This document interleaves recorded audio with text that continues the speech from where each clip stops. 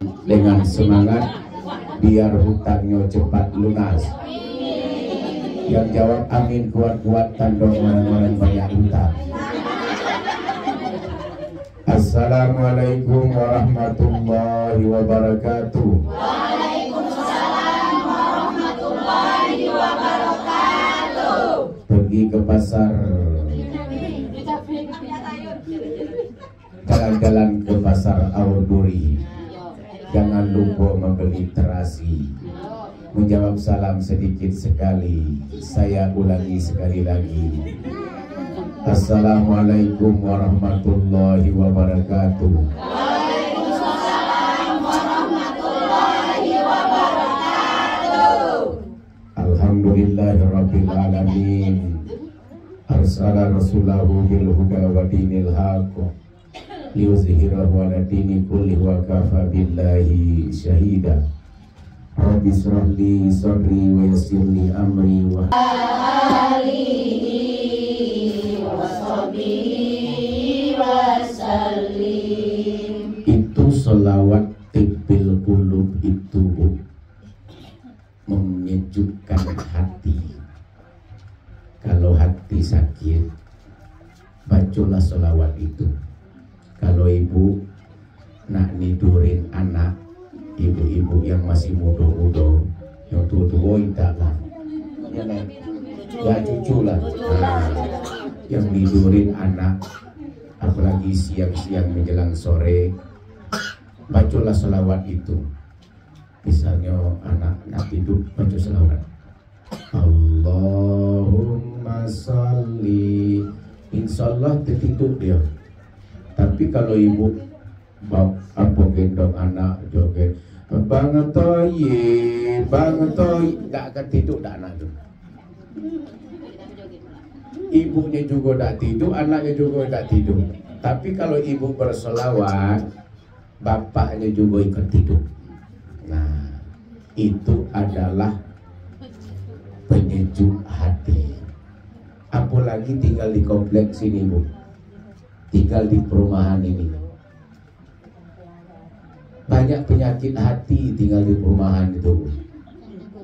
Minimal dengan tetangga sebelah. Saya tinggal di perumahan juga. Banyak orang yang sakit hati dengan kita, tapi kita tidak perhatikan itu. Yang namanya tinggal dalam komplek, itu biasa. Bangun suaminya, subuh-subuh bangun suaminya itu. Istrinya pun bangun, ditengoklah sama istrinya ke depan. Bang, kata istrinya sama suaminya, tengok tetangga kita sebelah itu. Setiap dia nyuci, dia jemurkan pakaiannya. Kenapa pakaian yang dicuci yang putih itu bisa menjadi kuning? Padahal apa itu PDAM masuk dari sini, masuk air PDAM masuk, bersih airnya. Kenapa tetangga itu jemur baju, pakaian yang putih kuning jadinya, ditengoknya dari sini. Diamlah suaminya. Hari kedua, besok bangun lagi suaminya, bangun lagi istrinya. Tetangga sebelah itu jemur pakaian lagi. Apa kata istrinya itu? Wahai suamiku, coba tengok tetangga sebelah itu. Setiap dia nyuci, jemur baju, kenapa pakaiannya itu kuning-kuning? Bukan kan air PDAM telah masuk. Hari ketiga sama baik. Pas di hari ketiga, sebelum istrinya itu membangun, datang suaminya itu dibersihkan, nyalah jendela rumah itu. Oh, dibersihkan sampai kacu itu mengkilat dan bersih. Nah, lah bangun suaminya itu, lah bangun pula istrinya. Tetangga sebelah itu tetap nyuci dan jemur baju. Ditanya, bang suamiku, kenapa hari ini tetangga itu jemur pakaian lah bersih, lah putih kalau rupanya? Ketawa suaminya, wahai istriku, sesungguhnya 2 hari kemarin nyuci itu bukan pakaiannya yang kotor, tapi yang kotor itu adalah jendela kita. Lalu dibersihkan oleh suaminya jendela itu, bersih, kacau. Ditengok sama istri, rupanya yang kotor itu adalah hati kita yang kotor. Kita menilaikan orang yang ada di tangga di luar sana, padahal kita dah tahu bahwa yang punya kotor itu adalah hati kita. Nah, gara-gara orang hati itu bisa masuk surga. Jadi apa kata Rasulullah Sallallahu Alaihi Wasallam waktu dia berkumpul bersama sahabat di depan masjid, kata Rasulullah, wahai para sahabat, sebentar lagi engkau akan melihat seorang pemuda menjinjingkan sandalnya di tangan kirinya, dia akan lewat di depan kita. Itulah pemuda yang akan dimasukkan oleh Allah ke dalam surga. Lalu apa? Tak lama Rasulullah itu mengatakan kepada para sahabat, datang seorang pemuda itu lewat di depan Rasulullah dan para sahabat itu. Pakai sandal, tapi sandal tidak dipakai, dijinjingkan dengan tangan kirinya. Hari pertama lewat depan, apa yang disampaikan Rasulullah itu terjadi. Hari kedua berkumpul lagi Rasulullah para sahabat di depan masjid. Kata Rasulullah, wahai para sahabat, nanti ada seorang pemuda, laki-laki pemuda, nanti dia jinjingkan sandalnya, dipegangnya di tangan kiri, nanti dia lewat di depan kita. Itulah pemuda yang akan Allah masukkan ke dalam surga. Tak lama lagi, masuk lagi pemuda itu lewat di depan sahabat Rasulullah. Di hari ketiga, sama. Dari sahabat yang ada di situ, jadi penasaran dia. Kenapa kata Rasulullah pemuda yang menjinjingkan sandal lewat di depan rumah depan sahabat dan Rasulullah itu, Rasulullah katakan dia pemuda yang akan dimasukkan oleh Allah ke dalam surga. Diikutilah sahabat itu dari belakang pemuda itu sampai ke rumahnya si pemuda itu. Saking penasarannya kenapa pemuda itu dikatakan Rasulullah dimasukkan ke dalam surga. Kira-kira amal ibadah apa sehingga Rasulullah itu mengatakan pemuda itu masuk ke dalam surga. Pelan-pelan diikutin pesahabat itu dari belakang sampai pemuda itu nyampe di rumah dia. Setelah nyampe di rumah dia, datanglah sahabat itu bertemu, wahai pemuda. Kira-kira lah ketemu dia di rumah ini, di perumahan ini misalnya, dia ketemu di perumahan ini. Wahai pemuda, kira-kira boleh tidak saya ini menginap di rumahmu wahai pemuda selama 3 hari? Karena saya sudah berselisih paham dengan orang tua sehingga saya tidak boleh balik ke rumah. Supaya saya bisa nginap, bisakah engkau persilakan saya nginap di rumah engkau wahai pemuda? Kata pemuda, silakan wahai sahabat, engkau menginap di rumahku selama 3 hari. Intinya kenapa 3 hari? Kalau kita berselisih paham, kalau kita tidak seteguran, itu jangan lewat 3 hari. Ibu tidak seteguran dengan tetangga sebelah, jangan lewat 3 hari, ibu. Ibu ada salah paham dengan anggota pengajian ini, ibu kira dalam kita yang ada yang tidak sakit hati. Ada, walaupun kita ngaji sama, ada yang saya tidak senang ini dengan itu dengan itu, ada. Jangan lewat 3 hari. Kalau lewat 3 hari itu berdosa gitu. Untuk mengintrospeksi diri. Jadi silakan kata pemuda sahabat, silakan engkau menginap di rumahku selama 3 hari. Nginaplah sahabat itu di rumah pemuda itu selama 3 hari dan nengok kira-kira apa ibadah yang ia amalkan seorang pemuda. Katakan Rasulullah bahwa dia masuk surga. Tengah-tengah malam itu bangun si sahabat itu nengok pemuda itu malam-malam. Tak ada. Dia tidak sholat hajat, tidak sholat tahajud, biasa baik pemuda itu. Kayak biasa. Hari kedua sama baik, hari ketiga sama baik. Tidak ada amal ibadah khusus yang dilakukan pemuda. Sehingga Rasulullah katakan dia sebagai penghuni surga. Pas hari ketiga, sahabat itu katakan, wahai pemuda, saya sebenarnya tidak berselisih paham dengan orang tua saya. Saya cuma nak numpang nginap di rumahmu, hai pemuda, 3 hari, nak nengok kira-kira amal ibadah apa yang engkau kerjakan, sehingga Rasulullah katakan engkau masuk kepada penghuni surga. Setelah saya lihat setiap malam itu tidak ada engkau berbuat beramal, engkau sujud, engkau berdoa, engkau memunajat kepada Allah, tidak ada. Apa kata pemuda, wahai sahabat? Sesungguhnya saya tidak memiliki amal ibadah khusus sehingga Rasulullah katakan saya sebagai penghuni surga. Tapi yang saya selalu jaga itu adalah selalu menjagakan hati. Hilangkan sifat angkuh, hilangkan sifat sombong, hilangkan sifat takabur, hilangkan sifat riya, hilangkan sifat iri, hilangkan sifat dengki, hilangkan sifat ujub, hilangkan sifat ghibah, hilangkan sifat-sifat yang seperti itu. Insya Allah dengan menjagakan dan menghilangkan itu semua, kita dimasukkan oleh Allah ke dalam surganya Allah Subhanahu wa Ta'ala. Nah, kalau kita kan tidak, tiap sore nak bersiang, siang menjelang akhir, jam-jam sekarang ini lah, duduklah kita di pohon-pohon. Ini kok banyak pohon di sini besar-besar itu. Duduk bawah pohon. Ghibah. Ghibah itu apa? Mengatur-ngaturkan kawan. Oh, tengok itu ibu itu, rumah itu pengajian kemarin, dan dikasihnya kita makan. Kita serius, padahal kita serius kita ngaji, kita serius kita baca Yasin, kita serius kita baca tahlil, kita serius. Tidak dikasihnya, coba dikasihnya lontong baik. Balik dari rumah itu baru kita ngoceh. Yang biasanya dikasihnya kita makan, Bu ya. Makan ya? Oh ya. Ya maksudnya kalau tidak ada makan kasih lontong banyak ngoceh belakang gitu. Nah, itu sifat hati, penyakit hati tadi. Nah, jadi gosip, mengata-ngatakan orang, ghibah, itu yang kita kurangi.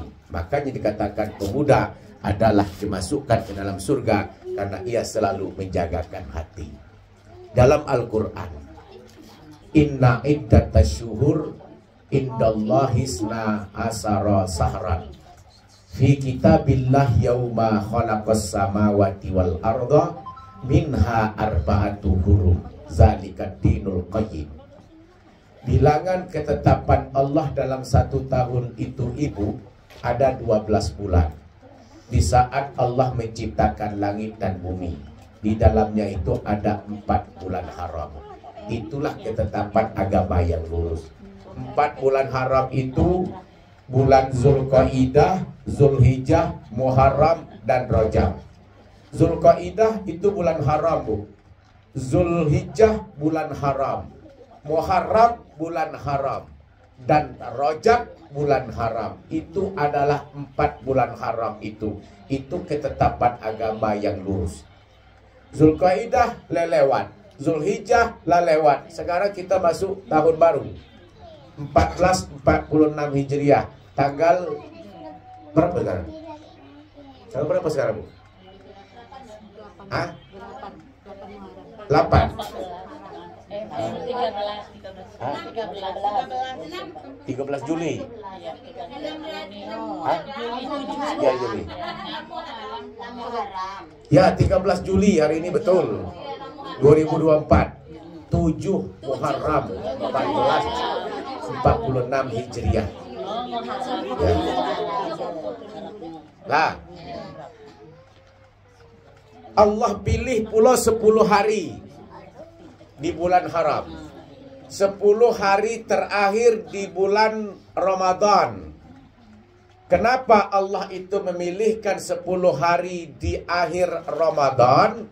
Karena di akhir Ramadan itu ada malam kemuliaan, Lailatul Qadar. Allah pilihkan pula 10 hari di bulan Zulhijjah. Karena 10 hari awal Zulhijjah itu ada puasa Tarwiyah, ada puasa Arafah, ada ibadah haji, ada hari raya Idul Adha, ada hari raya kurban. Itu 10 hari di Zulhijjah awal. Allah pilih pula 10 hari di Muharram. 10 hari dari tanggal 1 sampai tanggal 10 itu 10 hari Allah pilihkan di bulan Muharram ini karena ada hari Asyura. Hari Asyura itu dianjurkan itu afdalus siyam ba'da Ramadan, siyamullahi sahrillahil haram. Sebaik-baiknya puasa di samping puasa bulan suci Ramadan, Ibu, itu adalah puasa di bulan haram, yaitu Muharram, bulannya Allah.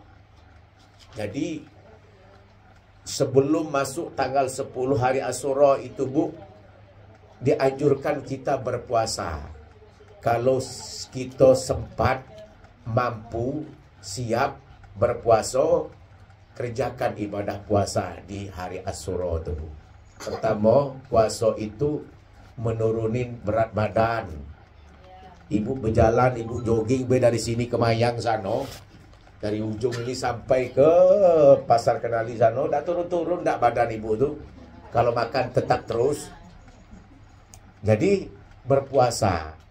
Kenapa? Ada keistimewaannya, yaitu Asyura tadi. Sebentar lagi. Ya, Asyura, hari ke-10. Nah, jangan kita lewat. Tapi gara-gara kita berpuasa pula kita sakit, tak usah berpuasa, Bu. Suami tidak mengizinkan untuk berpuasa, jangan berpuasa. Semuanya restu suami. Lah. Lalu apa? Karena di 10 di Muharram itu, Bu, banyak mukjizat. Mukjizat Allah berikan kepada Nabi itu di Asyura. Pertama, contoh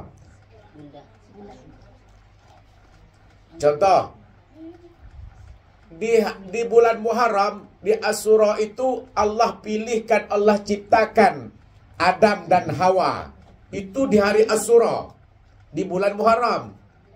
Setelah Adam dan Hawa ini diciptakan oleh Allah, dimasukkan ke dalam surga. Datang masuk dalam surga, dirayukan Hawa itu Adam. Bang Adam, kata Allah, jangan engkau makankan buah khuldi itu. Yang namanya istri itu selalu melobikan, merayukan suaminya. Bang Adam. Bang Adam apa Nabi Adam tuh? Iya dah. Suami Inul Bang Adam. Iya. Adam dah. Bang Adam kata Inul. Inul kata Inul, Bang Adam. Ini dia. Apa kata Hawa? Suamiku, coba ambil buah khuldi itu, cicipin gimana rasanya buah khuldi itu. Jangan, kata Adam alaihissalam, jangan, tak boleh kita ambil itu, kan Allah melarang kita makan buah khuldi. Di dalam surga ini kan sudah lengkap galau, apa-apa yang kita mau silakan, dengan satu syarat, jangan engkau makankan buah khuldi. Karena istrinya itu kuat betul merayu suaminya. Bang, ambillah rumah itu di sana tu. Duit dah ada, kata suaminya. Ambillah, cubalah. Dah ada duitnya, kata suami. Masih juga istrinya itu merayu tu. Ambil motor itu, kredit tak apa-apa, 1 juta sebulan. Dirayu juga sama istri terus. Akhirnya diambilnya kredit motor. Setelah bayar kredit masuk 12 bulan, tak bayar lagi, ditarik lagi. Tahulah hasilnya. Apa kata suami? Inilah gara-gara kamu sebagai istri selalu merayu-rayukan suaminya. Sama dengan itu. Adam itu dirayukan oleh Hawa. Setelah dirayukan oleh Hawa tadi, lepas hilang kendali ada. Akhirnya diambilkan buah khuldi itu, dimakankan buah khuldi itu. Akhirnya apa? Allah keluarkan Adam dan Hawa dari surga. Keluar dari surga. Minta ampun Adam dan Hawa itu dan bertaubat. Ya Allah, terimalah taubatku, minta ampun, tak mau lagi diampuni oleh Allah taubatnya Adam dan Hawa. Setelah itu diampuni, itu terjadi di hari Asyura di bulan Muharram. Allah mengampunkan taubatnya Adam dan menciptakan Adam dan Hawa. Itu Nabi Adam. Nabi Nuh. Nabi Nuh alaihissalam diselamatkan oleh Allah dari banjir yang besar. Angin puting beliung yang besar, angin topan yang besar. Allah selamatkan Nabi Nuh dalam perahu yang besar beserta pengikut-pengikutnya. Anaknya Nabi Nuh pun, Kan'an, itu pun masuk ke dalam golongan-golongan orang kafir yang tidak diselamatkan oleh Allah. Banjirnya besar, anaknya ini sombong. Dan apa kata Nabi Nuh? Wahai anakku, naiklah ke dalam perahuku. Banjir ini akan besar. Apa katanya anaknya? Tidak. Nanti kalaupun besar airnya, aku akan naik ke atas bukit dan gunung itu. Apa? Tetapi air itu makin lama makin besar, gunung dan bukit itu pun tertutup. Kan'an anaknya pun hanyut dan meninggal dalam keadaan banjir tadi. Itu Allah selamatkan Nabi Nuh dan pengikutnya itu terjadi di hari Asyura bulan Muharram. Itu apa? Nabi Nuh.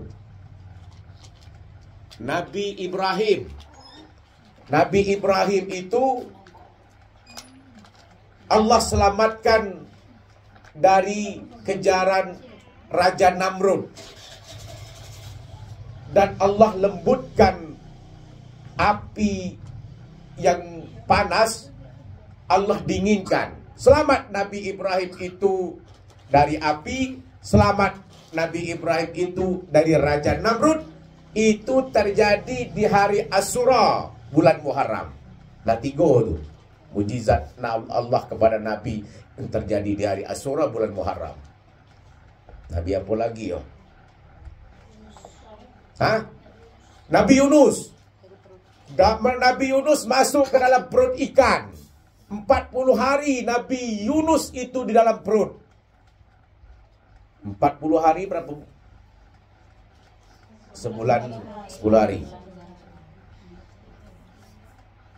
Kalau kita dalam perut ibu kita berapa bulan? 9 bulan. Nah, 40 hari Nabi Yunus dalam perut ikan, Allah selamatkan dan kabulkan doa Nabi Yunus sehingga dia keluar dari perut ikan itu masih dalam keadaan hidup. Itu terjadi di hari Asyura bulan Muharram. Tapi siapa lagi ibu? Sudah tadi itu. Allah ciptakan tadi. Nabi Yakub. Nabi Yakub itu Allah angkatkan penyakit penglihatannya itu.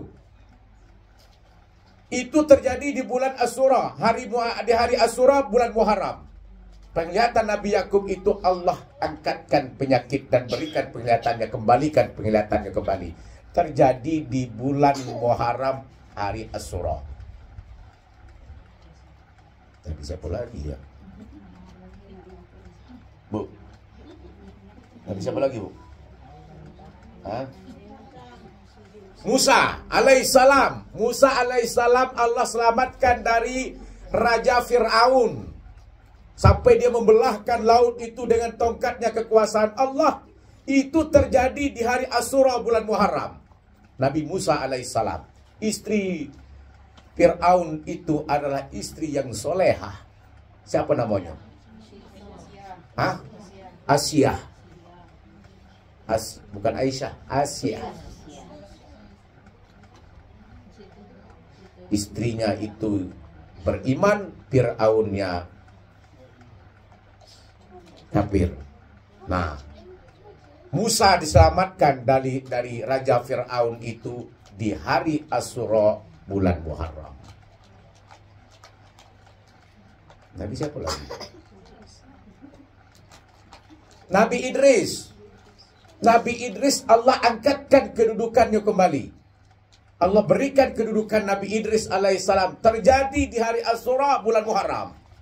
Banyak kejadian-kejadian di hari Asyura itu. Makanya kita berpuasa-puasa Asyura. Karena puasa Asyura itu lebih baik dan afdal. Di samping kita puasa bulan suci Ramadan. Nabi Sulaiman. Allah kembalikan kekuasaan Sulaiman alaihissalam. Sulaiman itu kan bisa dia ini melembutkan apa angin. Ya. Bisa ngarah-ngarahkan angin. Sebulan dia pergi, sebulan dia balik, itu bisa dengan angin. Itu mujizatnya Allah terjadi di hari Asyura bulan Muharram. Jadi semua hijrahnya Rasulullah sallallahu alaihi wasallam dari Makkah ke Madinah itu di hari Asyura bulan Muharram. Innal hijrata khoslatani ihdahuma an tahjura sayyi'at wa uhra an tuhajir ilallahi ta'ala wa rasuluh. Sesungguhnya Muharram ini, Bu, itu adalah tentang hijrah. Pertama, hijrah itu ada dua. Hijrah meninggalkan keburukan menuju kepada kebaikan. Itu hijrah yang pertama. Kita masuklah, kita tinggalkan tahun 1445 Hijriah kemarin. Sekarang masuk 1446 Hijriah. Nambah tahun 1 tahun. Ibu nambah umur nambah, jatah hidup berkurang, Bu. Rasulullah itu meninggal di usia 63 tahun. Ya, Berapa umur Ibu? Kurang 63, berapa, Bu? Hah? 5 tahun lagi. Jatah kita. Ya? Hah? Khairukum man tola umuruhu wa hasuna amaluhu. Kalau dilebihkan oleh Allah usia dan umur kita, itulah sebaik-baiknya manusia. Allah panjangkan usia dan umurnya, tapi dengan umur yang panjang ia perbuatkan untuk kebaikan. Itulah sebaik-baik manusia. Tapi rata-rata umur manusia, umur umatnya Nabi Muhammad itu kisaran 63. Karena Rasulullah itu wafat 63 tahun. Kalau ada usia 70 tahun, 80 tahun, itu nilai bonus yang Allah berikan kepada kita. Nenek berapa, Nek? 70? Itu berarti kan lewat daripada usia Rasulullah. Lewat lagi. Itu dikatakan sebaik-baiknya manusia dengan umur yang Allah panjangkan tadi, ia perbuatkan untuk kebaikan. Itu sebaik-baiknya ucapan rasa syukur atas usia dan umur yang Allah berikan kepada kita. Yang belum nyampe umur di atas 63 itu yang perhatikan. Yang belum nyampe umur 63. Kalau lewat 63 tu alhamdulillah, tinggal nunggu bonus baik lagi. Kalau yang belum lewat itu, apakah nyampe itu sampai 63? Apa tidak? Wallahu, makanya kata Rasulullah dalam hadis Rasulullah, lantazula qadma abdim yaumal qiyamah. Nanti ibu kalau masuk ibu ke dalam alam kubur di kampung akhirat nanti, tidak akan pernah sedikit pun bergeser nih, Bu. Ini telapak kaki gitu. Nah, lantazula qadma abdin yaumal qiyamah, tak pernah bergeser sedikit pun telapak kaki kita, apakah ke kanan, apa ke kiri, apa ke surga, apa ke neraka. Hatta yus'ala an arba'in hisalin, sampai ditanya tentang 4 perkara. Kalau begini kok bisa nengok ibu ini. Bisa nengok saya dah, Bu, ya? Banyak ada di sini, banyak sini. Bu, sampai ditanya tentang 4 hal. Yang pertama, an umrihi fima afnahu. Ibu ngatur-ngaturkan saya, ya? Tidak, Bu, ya? Kan?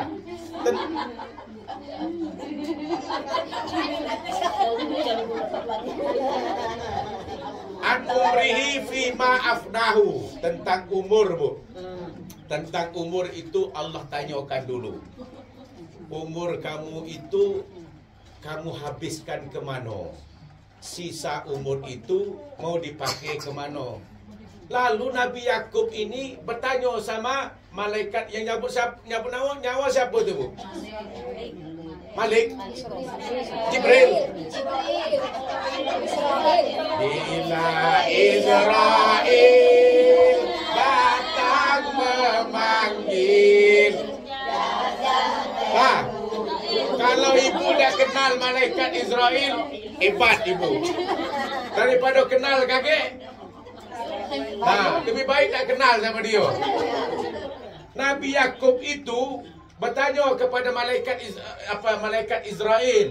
Hei malaikat Israel, kenapa setiap engkau mencabutkan ruh nyawa manusia tidak dikasih tahu dulu? Marah malaikat Israel itu. Hei Nabi Yakub, siapa bilang saya setiap mencabutkan ruh manusia itu tidak dikasih tahu? Setiap hari saya kasih peringatan, pemberitahuan, wahai manusia. Pasti saya kasih tahu. Apa kata Nabi Yakub? Wahai malaikat Israel, kira-kira bentuk seperti apa yang engkau berikan pemberitahuan kepada manusia yang masih hidup itu? Apa kata malaikat Israel? Ekor rambut uban. Kalau kita masih muda, Bu, rambut kan hitam. Kalaulah masuk usia 40-50 ke atas, putih. Nek, putih rambutnya. Hah? Masih hitam. Berarti awet muda. Berubah menjadi putih, itu tanda-tanda lah tua itu. Kalau lah tua, berarti tanda-tanda dekat lagi kita kepada Allah. Itu kata malaikat Israel. Yang kedua, wahai Nabi Yakub, ya, pendengaran, kalau kita masih muda, kuat pendengaran kita.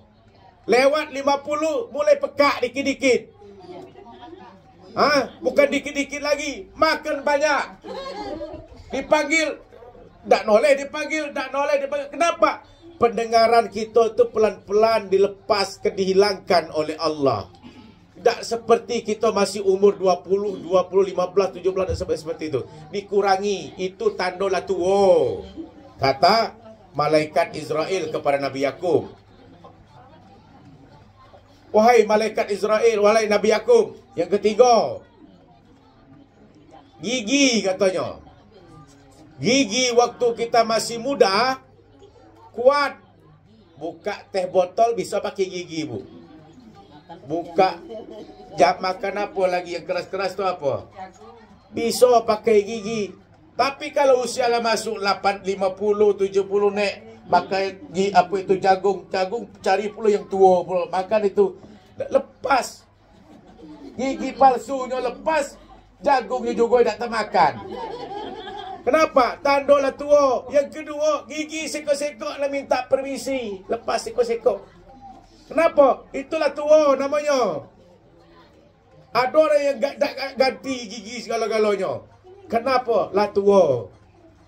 Coba kalau sekarang ini buka teh botol itu. Kalau umur lah masuk 50, 60, 70 tahun.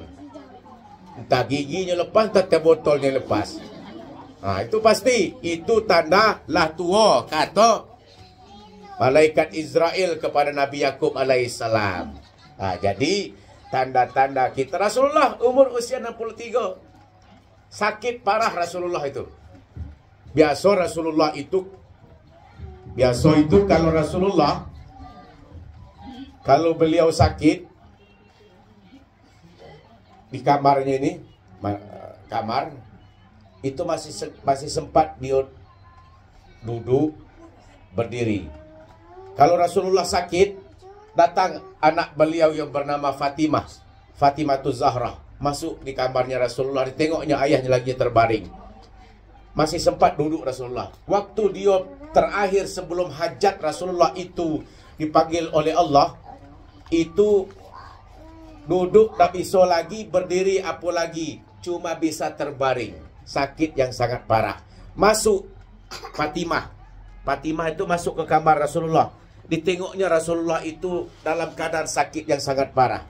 Dibisikkan Rasulullah di telinganya kanan si Fatimah, wahai anakku Fatimah, ajalku ini sebentar lagi akan dipanggilkan oleh Allah, dekat lagi akan menghadap kepada Allah. Rasulullah tahu dia bahwa ajal itu sebentar lagi akan dipanggil oleh Allah. Nangis anaknya Fatimah mendengarkan apa disampaikan Rasulullah. Dibisik lagi di telinga sebelah kirinya si Fatimah, wahai Fatimah, dari sekian banyak anakku, engkaulah yang pertama kali yang akan bertemu denganku nanti di surga. Baru tersenyumnya Fatimah Az-Zahrah itu, anaknya Rasulullah. Apa kata Rasulullah? wahai Fatimah, panggilkan istri-istriku. Datang istrinya Rasulullah itu masuk ke kamar. Wahai istri-istriku, ingat ajalku ini sudah hampir dekat dengan Allah. Jangan tinggalkan solat, kata Rasulullah. Wahai Fatimah, panggil cucu-cucuku Hasan Husin, panggil ke sini. Dan panggillah Hasan Husin cucu menghadap Rasulullah. Apa kata Rasulullah? Wahai cucu-cucuku, ajalku sudah sangat dekat dengan Allah. Jangan tinggalkan solat. Itu wasiat. Orang sebelum dipanggil ajal itu, seperti Rasulullah itu ada yang diwasiatkan sebelum ia dipanggilkan oleh Allah. Wahai Fatimah, itu di pintu, rupanya Rasulullah tahu. Di pintu itu ada malaikat Jibril dengan malaikat Israel dari tadi nunggu. Fatimah, di pintu rumah kita itu ada malaikat Jibril dan malaikat Israel. Lagi tegak di depan pintu rumah, suruh dia masuk. Akhirnya Fatimah panggilkan malaikat Israel, malaikat Jibril. Cuma malaikat Israel yang berani datang masuk ke rumahnya, ke kamarnya Rasulullah. Apa kata malaikat Israel? Ya Rasulullah, kami diutuskan oleh Allah untuk bertemu dengan engkau. Engkau pilihkan dua ini ya Rasulullah. Pertama, apakah engkau akan minta hidup selama-lamanya atau akan bertemu dengan Allah? Kalau kira-kira ibu, ada malaikat Israel tu tegak depan pintu rumah kita masing-masing. Kalau dia bertanya, ibu nak hidup lama-lamanya, apa nak ketemu dengan Allah? Ibu jawab apa?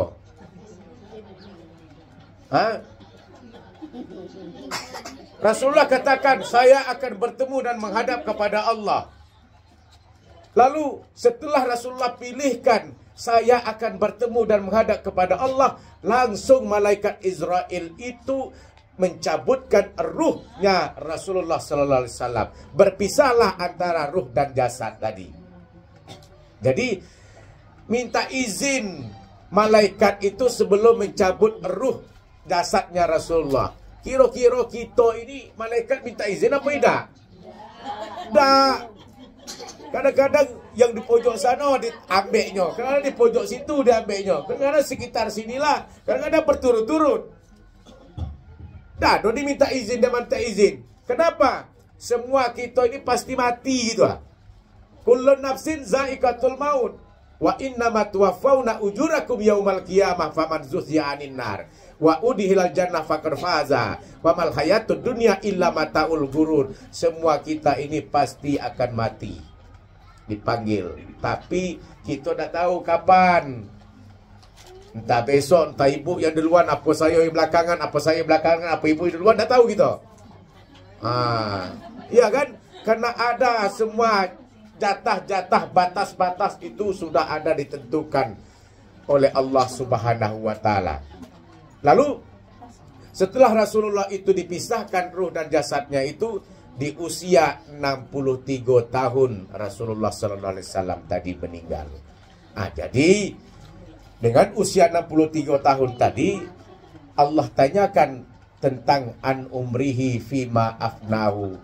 Dengan usia dan umur, saya sekarang sudah umur 60 tahun. Berarti 63 berarti tinggal 3 tahun. Kira-kira umur yang ada ini akan saya pergunakan untuk apa? Akan saya habiskan untuk apa? Akan saya berbuatkan untuk apa? Berarti masih mengingatkan tentang kematian. Nah, umur saya ini baru 20 tahun, masih ada 43 tahun lagi ke depan. Mau saya apakan umur dengan yang ada ini? Itu kita mengintrospeksi tentang umur dan usia kita, karena kita pasti akan menghadap dan bertemu kepada Allah. Itu yang pertama tentang umur yang Allah tanyakan nanti. Jadi Bu, ada pengusaha nih Bu. Pengusaha ini orang kaya dia. Hartanya banyak, mobilnya banyak, rumahnya banyak, duitnya banyak. Orangnya rajin pula beribadah, solatnya rajin, umrah setiap tahun, haji 5 tahun sekali. Terus apa lagi? Bersedekah rajin, bantu pesantren rajin, bantu anak yatim miskin rajin, santunan janda tua rajin.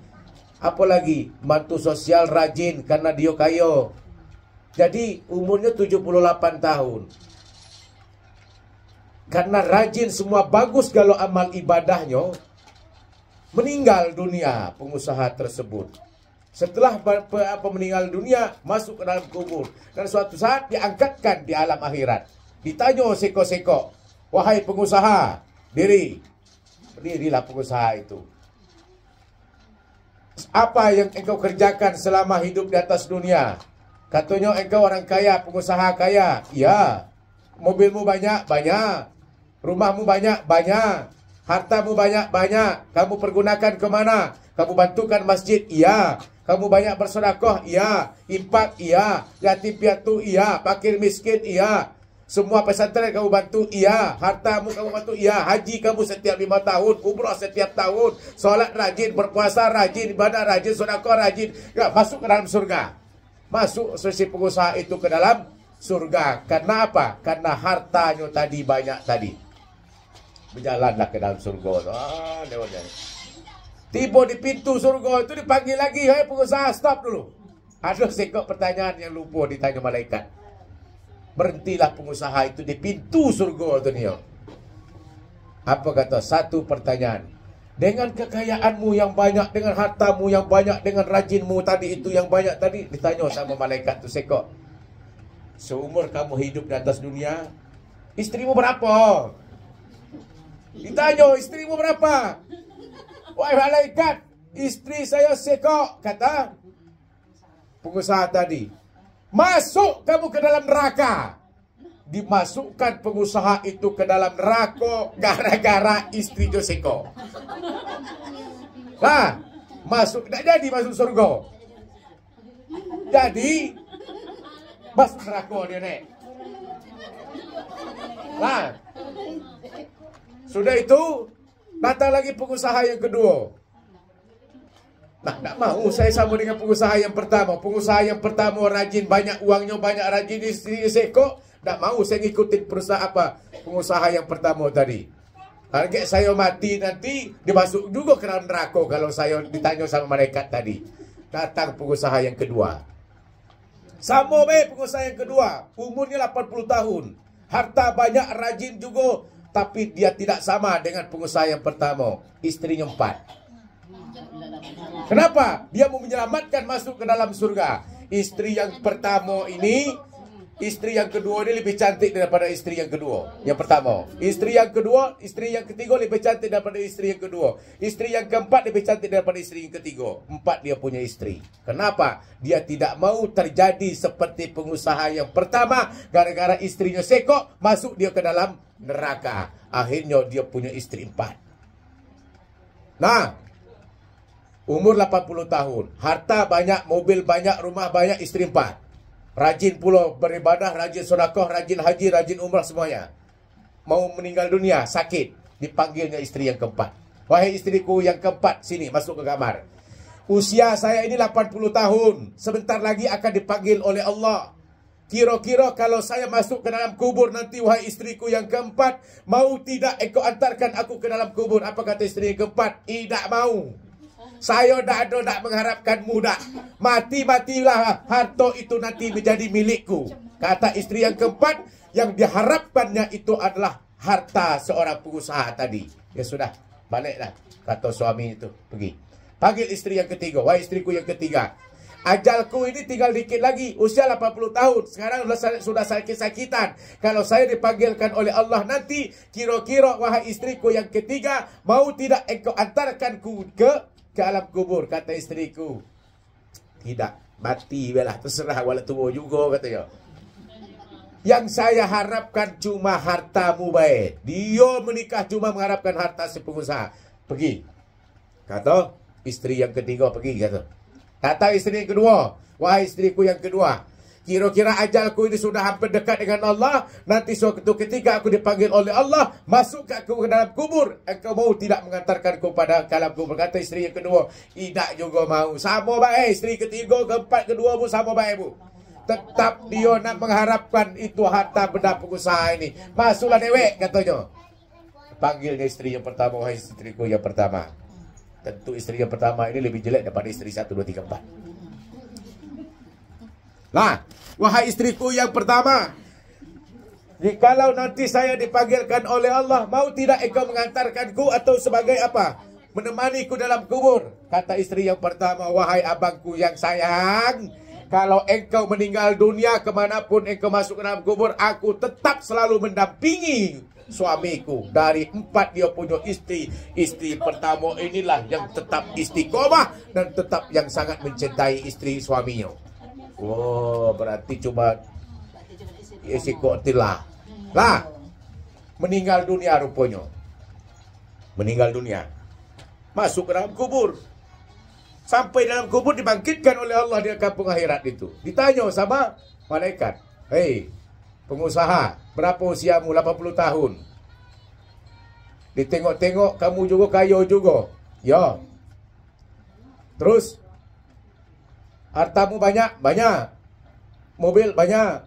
Rumah banyak. Buku amal ibadah banyak. Ya udah jalan masuk ke dalam surga. Nyampe di pintu surga ditanya lagi. Stop, pengusaha. Satu lagi pertanyaan yang kedua. Istrimu berapa? 4. Masuk ke dalam surga. Berjalan langsung berjak masuk dalam surga. Pengusaha yang kedua. Siapakah istri yang keempat itu? Istri yang keempat itu, yang pertama, istri yang keempat itu apabila kita meninggal dunia nanti, pengusaha, istri kita bisa mengantarkan dari kamar kita sampai pintu kamar. Itu istri yang keempat. Istri. Di saat pengusaha itu meninggal dunia, dia bisa ngantarnya dari kamar sampai ke pintu kamar. Siapakah istri yang ketiga itu? Istri yang ketiga itu adalah teman-teman kita, saudara, rekan-rekan sejawat kita, yang bisa mengantar dari rumah sampai ke masjid. Disolatkannya kita sampai di masjid. Sampai situlah dia mengantarkan kita. Kawan-kawan kita sampai di situlah dia mengantar kita. Dari rumah sampai ke masjid. Sudah masjid, sudah stop sampai situ. Itu adalah istri yang ketiga. Siapakah istri yang kedua? Istri yang kedua itulah sanak famili, saudara-saudara kita yang bisa mengantarkan kita apabila meninggal dari rumah sampai ke masjid, masjid sampai ke kubur. Itu adalah keluarga, sanak famili, saudara, handai taulan kita semuanya. Siapakah istri kita yang pertama? Adalah amal-amal ibadah yang kita perbuatkan seumur hidup di atas dunia itu, yang akan menemani kita masuk ke alam kubur tadi.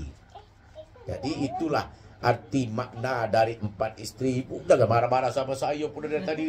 Nah, ini Ustaz ini nyuruh saya beristri 4, suami-suami istri. Bukan itu, maknanya itu. Makna daripada istri-istri 4 tadi. Tapi yang kembali yang ke awal itu adalah istri yang pertama adalah amal yang akan kita bawa, yaitu sedekah jariah, ilmu yang bermanfaat, anak yang soleh yang selalu mendoakan kedua orang tua. Itu yang akan selalu mengalir, Bu. Ibu nak masuk surga, Bu. Pertama, penuhi dulu perut suaminya. Maksudnya, kalau balik suami dari kerja, datang ke dapur, ditengoknya Magicom, dah katek nasi. Ditengoknya apa nama itu? Tudung nasi, dah katek isi. Nak ngambil air, dah katek, itu masuk neraka, Bu. Ya, berarti kita tidak memenuhi kebutuhan perut suami kita. Kan dikatakan istri yang soleha, istri yang dimasukkan ke dalam surga adalah istri yang taat kepada suaminya. Ya udah apa-apa, masa malam belikan nasi bungkus, taruh dalam tudung nasi itu ada nasi bungkus, nasi juga ada. Yang jadi masalah itu balik kerja dalam keadaan lapar, diolah balik, lah istirahat, tapi penyampai rumah dia katik galau-galau je. Apa dah marah? Tapi ada juga balikannya. Kalau ada suami-suami di sini enak juga ngomongnya. Kita nak minta ikan tapi tak pernah kasih belanja untuk ikan, jangan harap minta ikan, kan itu. Nah, karena bapak-bapaknya dah ada di sini, saya juga dah mau ngomong. Jadi intinya, intinya itu adalah ibu kalau mau masuk ke dalam surga, pertama penuhi dulu kebutuhan perut suami. Insya Allah ibu dimasukkan ke dalam surga. Amin ya robbal. Nah, yang kedua, sudah ibu penuhi apa itu perutnya suami, dia selalu balik ke rumah. Kenapa? Karena dia senang makan masakan suaminya, istrinya. Ada jengkol, ada ini. Bisa apapun dia nak kenakan makan itu bisa. Kadang-kadang dia nak makan luar, dia ingat sama istrinya. Masakan istri saya di rumah, dia jadi makan di luar, langsung dia balik. Kenapa? Karena ibu memberikan pelayanan kebutuhan perutnya itu dengan baik. Lah, itu satu. Yang kedua, ibu jaga pandangan mata suami. Maksudnya itu, kalau dia balik ke rumah, ibu habis masak, pakai daster pendek, pakai jilbab pulo, dasternya daster ini pulo ya, pendek pulo. Ibu ambil motor, pergilah ibu berkeliling-keliling komplek komplek apa dari ini, boleh mutar-mutar. Apalah kata ibu RT itu nanti, ibu ini. Itu tanda kita itu tidak menjaga pandangan suami. Yang kedua, disuruh kita itu untuk berpakaian rapi dan harum-harum, agar suaminya itu betah di rumah. Sudah masak, tidak pula ganti pakaian. Disitulah baunya kelek, disitulah kumal-kumal, datang dia. Itu kita tak menjaga pandangan mata suami. Tapi kalau itu pas dia balik datang, ditengoknya, wah istrinya cantik nian, wah berpakaian ini nian, wah harum nian, hanya apa? Pandangan matanya hanya betahlah dia di rumah. Ibu dimasukkan ke dalam surga karena memberikan pelayanan terbaik kepada suami. Yang ketiga, terakhir lah Bu, yang terakhir, ibu penuhi kebutuhan biologis suami. Ibu minta duluan, ibu dapat pahala, ibu membunuhkan setan-setan 50 setan yang ibu bunuh. Satu kali itu Bu. 2 kali ibu lakukan 100. 3 kali 150 setan ibu bunuh. 4 kali ibu yang mati. Nah, karena apa? Kenapa laki-laki itu banyak prostat? Prostat tahu Bu? Karena kebutuhan biologisnya terbatas, tidak disalurkan karena istrinya tidak bisa memenuhinya. Kalau itu bisa, ibu masuk ke dalam surga. 3 itu Pak Ibu. Itu masuk surga. Tapi ada juga gara-gara istri masuk neraka. Banyak. Nah, untuk ibu-ibu muda, Pak, tadi surga. Sekarang ini banyak juga di saat Rasulullah itu Mi'raj itu kan naik ke langit itu. Naik ke langit itu Rasulullah itu melihat itu surga, neraka. Di saat itu apa kata Rasulullah? Kenapa neraka itu banyak kaum Hawa di dalamnya? Rupanya neraka itu banyak kaum Hawa, wanita, perempuan di dalam neraka. Tapi wanita perempuan yang mana yang masuk neraka itu?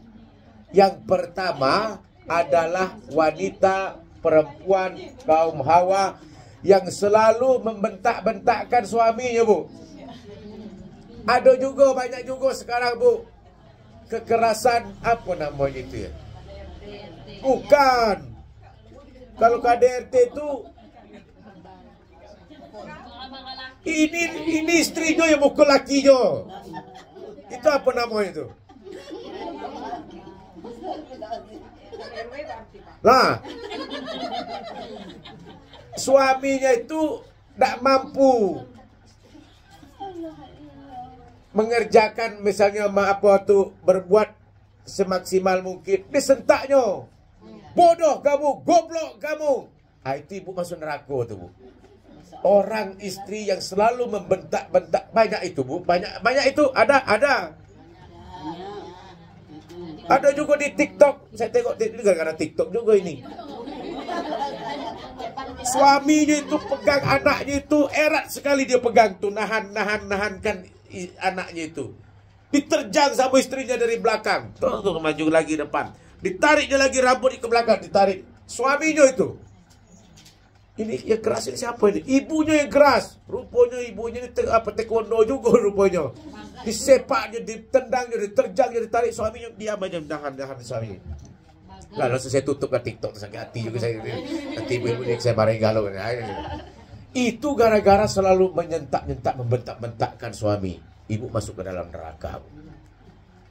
Baru balik dari kena sentak, baru kerja di perusahaan swasta. Suami ibu itu di kantor dimarah-marahin sama atasannya. Wah, atasannya marah. Lah balik di atas kantor sudah dimarahin sama atasannya, nyampe pulang di rumah dimarahin pula sama istrinya. Akhirnya kabur. Di kantor dimarahin atasannya, nyampe di rumah dimarahin pula sama istrinya. Akhirnya apa? Tegak dari luar itu. Itu ibu dimasukkan ke dalam neraka. Itu yang pertama. Yang kedua, kenapa kaum Hawa, perempuan wanita yang banyak di dalam neraka? Karena istri memberikan beban yang berat kepada suaminya. Suami ibu tuh, Bu, berdoa setiap dia melaksanakan sholat itu, dia berdoa, Rabbana la tu'ahizna in nasina aw akhtana Rabbana wa la tahmil alaina isran kama hamaltahu 'alal ladzina min qablina Rabbana wa la tuhammilna ma la taqata lana bi wa'fu anna waghfir lana warhamna anta maulana fansurna 'alal qaumil kafirin. Ya Allah, jangan Engkau hukumkan kami ya Allah kalau kami banyak salah dan lupa ya Allah. Ya Allah, jangan Engkau berikan beban kepada kami ya Allah sebagaimana Engkau telah memberikan beban yang berat kepada orang-orang sebelum kami ya Allah. Ya Allah, jangan Engkau pikulkan kepada kami ya Allah apa yang kami tak sanggup memikulkannya. Berdoa suami ibu setiap sholat, minta tolong jangan diberikan beban yang berat. Datang istrinya, diberikanlah beban kepada dia yang lebih besar dibandingkan dengan apa yang ia tidak mampu. Berarti ibu dimasukkan ke dalam neraka gara-gara memberikan beban yang berat. Lah jelas suaminya itu Grab, ngojek, bisa setiap hari itu bersih-bersih bawa duit 100.000. Kata istrinya, hari ini setiap hari tidak dapat 500.000, dah usah balik. Sampai tidur-tidurlah di luar, kecuali dapat 500. Lah jam 2 subuh, baru 200.000 dapat. Target 500.000. Akhirnya tak balik-balik dia. Pas dia balik jam 3:30. Itu pun tegak di depan. Tak berani ketok pintu. Kenapa? Diberikan beban yang berat yang ia tak sanggup memikulkannya. Ibu dimasukkan ke dalam neraka. Besok disuruh lagi. Akhirnya batang kelapa pun ditumburnya. Kenapa? Karena tak pernah tidur. Yang kedua, berat bebannya. Memikirkan apa yang disampaikan oleh istrinya. Karena dia sudah di luar kemampuan dan keterbatasan pikirannya. Berarti kita yang salah, Bu. Ibu juga dimasukkan ke dalam neraka. Itu yang kedua. Sampai keempat, terakhir kita sudah, Bu ya. Ibu duduk enak-enak, saya yang kapok capean itu apa? Ya. Ya. Minum es pula.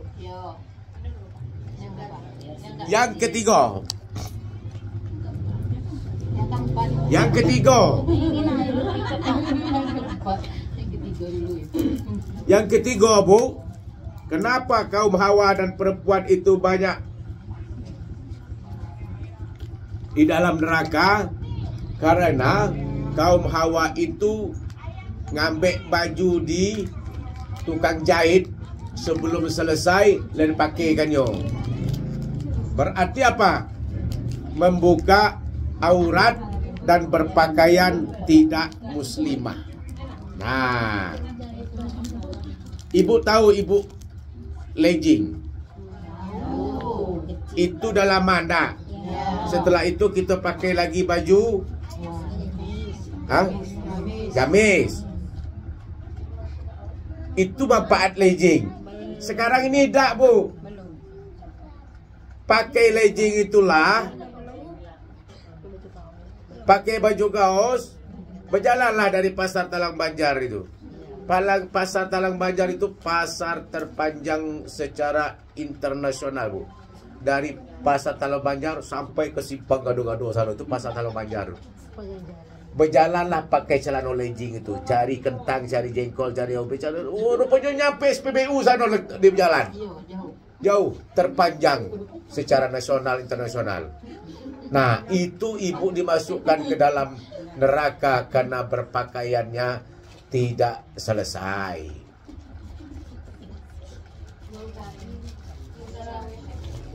Yang terakhir, yang keempat. Yang keempat, kenapa kaum Hawa dan perempuan wanita banyak dimasukkan ke dalam neraka? Karena kaum Hawa wanita banyak tidak menjaga sholatnya. Jadi kata istri ini, mama ini, nak pergi ke masjid. Kata bapaknya, suruhnya anaknya ke masjid. Sholatlah dia di masjid. Imam baca Al-Fatihah. Itu di perumahan kami, Bu. Perumahan kami itu banyak anak-anak. Ratusan orang anak-anak. Kami masih muda-muda dia, produktif. Ini besar, ini keluar. Ini besar, ini keluar. Ada putus-putus. Karena masih produktif. Yang tua-tua adalah dikit. Sesepuh adalah dikit. Tapi masih produktif. Di bawah 50-an lah. Nah, jadi kalau dikumpulkan anak-anak, makanya ratusan. Jadi sholatlah berjamaah. Sholat berjamaah. Apa kata imam itu? Ghairil maghdubi alaihim waladdallin. Amin. Sab yang pertama bapak-bapak, sab kedua bapak-bapak, sab ketiga bapak-bapak, sab kelahir 4-5 anak-anak kalau nih. Banyak anak-anak. Amin kata jamaah. Dari anak-anak itu nyusul, latar lambat aminnya kuat pula. Amin.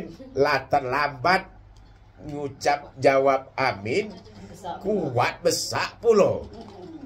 Kata imam, waktu itu saya yang imam. Anak siapa dalam hati saya ini? Yang jawab, musalah kami kecil. Ini namanya di komplek perumahan berapa besar lah musalah? 12 kali 10 kali 12. Musalah kecil, jawab kuat-kuat. Awas ya saya bilang ya. Sudah sholat, pasti saya tangkap anak ini. Imam ini ngomong itu dalam hati. Dia dah usuk lagi lah keusukan imam ni. Ini saya bilang. Assalamualaikum warahmatullahi. Pas tengok kanan, anaknya hilang. Dia pergi dia. Awak tak tahu. Akhirnya solat juga dah ada usuk, anak juga dah ketemu. Besok solat lagi maghrib. Nah, solat maghrib lagi besok. Sama, jadi imam juga balik. Mamaknya disuruhnya, nak pergi ke masjid, solat. Kata bapaknya, pergi ke masjid, solat. Yo, masjid, solat. Jadi imam lagi gitu. Ghairil maghdubi alaihim waladdallin. Amin. Nah, sudah. Oh, nak balasnya lagi. Amin. Nah, ini pasti anak yang kemarin, saya bilang kan. Dia yang jawab amin terlambat, besar pula. Awaslah. Lah pasti nih saya ambil lah, saya tangkap. Assalamualaikum warahmatullah. Pas nak sudah assalamualaikum dan nengok ke belakang, dia dah ada lagi. Balik, kabur dia. Besok yang ketiga, solat maghrib yang ketiga, tak jadi saya imam. Saya sengaja duduk di pintu musala itu, tegak saya di situ. Imam saya suruh, imam yang kedua, kamu jadi imam kaget itu. Saya nak cari anak yang jawab amin kuat-kuat 2 kali 2 malam ini. Lama saya nunggu situ di pintu. Kalau masuk galau-galau, dah tegak saya jadi makmum saya. Mungkin pas dia masuk mungkin tu. Masuk dah. Imam ghairul maghdubi alaihim waladdallin. Amin. Amin katanya. No, rupanya anak sebelah saya ni lah dia.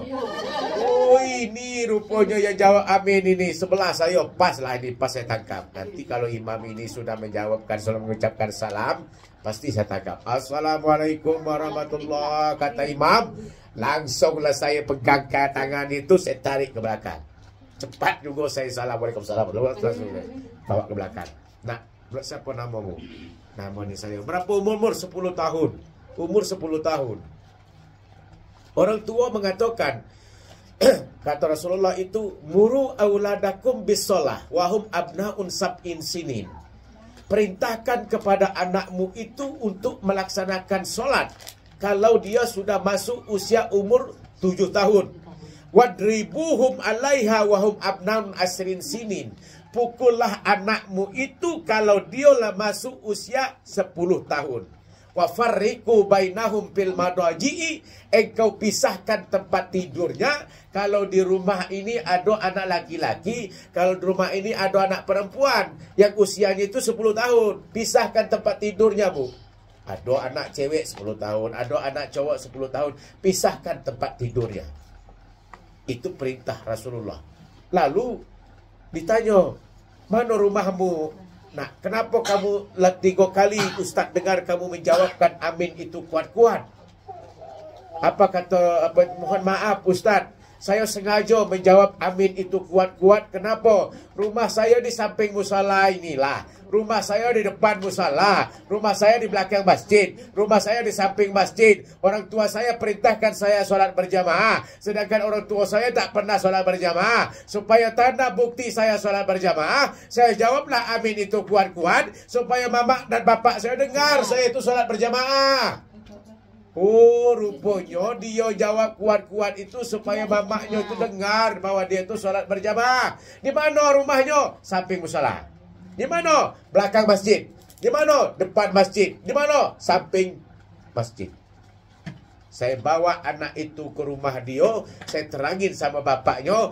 Alhamdulillah sampai kini bapak dan mamaknya lah rajin sholat di musala kami. Gara-gara apa? Menjawab amin. Jadi kita perintahkan anak kita untuk sholat, dan kita juga harus pergi sholat. Nah, itulah yang harus kita jaga. Karena kita tidak bisa menjaga itu semuanya, maka kita dimasukkan oleh Allah ke dalam neraka. Jadi, pertemuan yang kita sore ini yang dapat kita ambil kesimpulan. Yang pertama, bahwa di dalam 10 hari awal Muharram ini ada hari Asyura. Sebaik-baiknya puasa di samping Ramadan, yaitu puasa di bulan Allah, yaitu bulan Muharram, yang dikatakan dengan puasa sunnah Asyura. Itu yang pertama. Yang kedua, di bulan Muharram ini adalah bulan untuk memperbaiki diri kita sesuai dengan arti daripada Muharram, yaitu hijrah.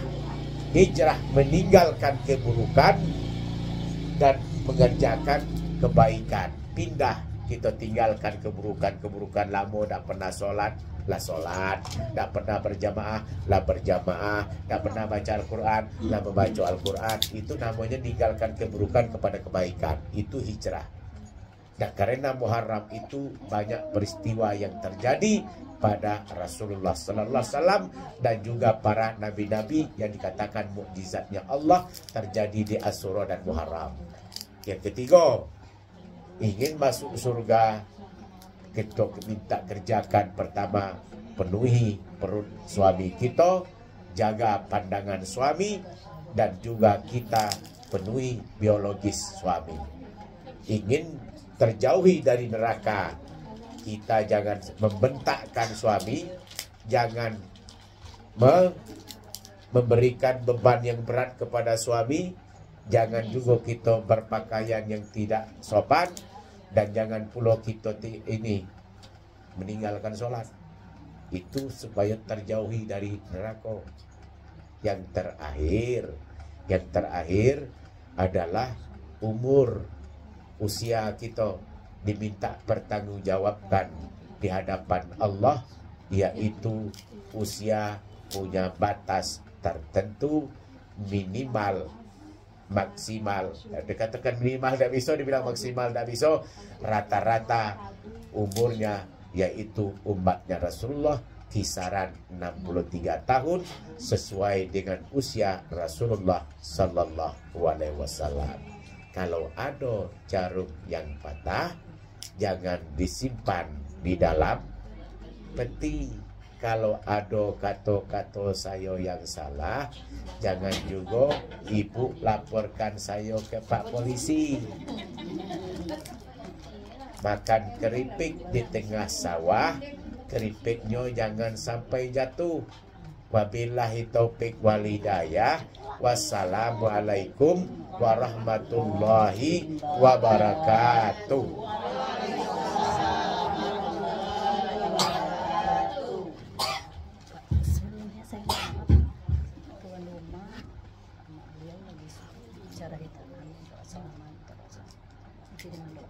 Oh ya.